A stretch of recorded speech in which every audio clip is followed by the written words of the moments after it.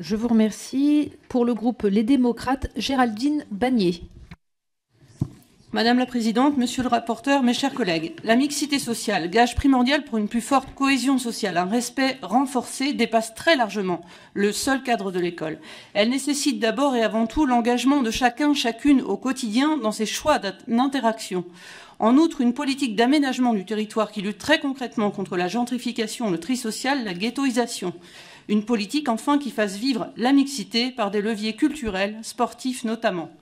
Votre proposition de loi s'empare du sujet scolaire, visant à garantir la mixité sociale par une diminution de 10 à 50% des contributions allouées par les collectivités aux établissements privés sous contrat en regard d'un indicateur de mixité sociale.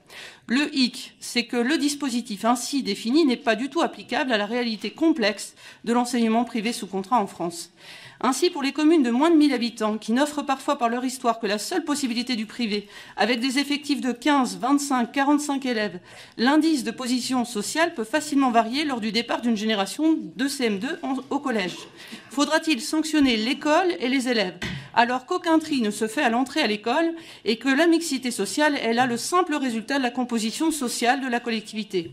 Dans un département comme le mien de l'Ouest, avec son fort ancrage catholique, 36% des écoliers sont dans le privé, 43% des collégiens. On voit bien que le sujet de la mixité sociale n'y est forcément pas du tout le même que dans d'autres territoires plus homogènes socialement, tels certains quartiers urbains, ou des régions où le privé sous contrat fait vraiment figure d'exception et résulte d'un choix beaucoup plus engagé et d'évitement des parents.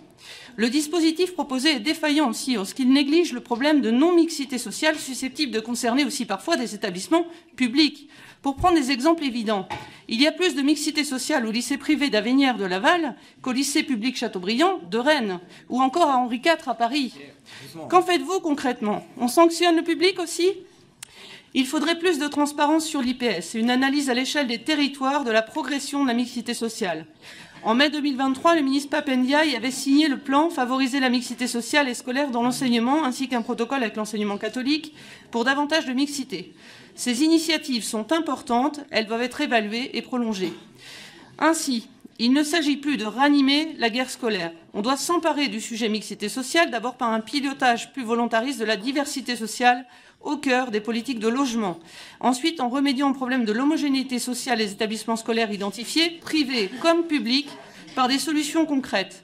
Montée alternée dans des secteurs multicollèges, accueil d'élèves plusieurs fois exclus d'établissements publics au sein d'établissements privés, internat d'excellence au sein de quartiers homogènes et pauvres afin de sortir des élèves de l'assignation sociale et de la relégation, mixité des projets extrascolaires.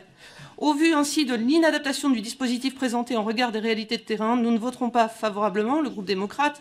Toutefois, le sujet de la mixité sociale, qui nécessite une approche globale et multiministérielle, mais aussi une prise de conscience sociétale, est important. Nous resterons attentifs aux prochains travaux sur ce sujet. Merci. Pour le groupe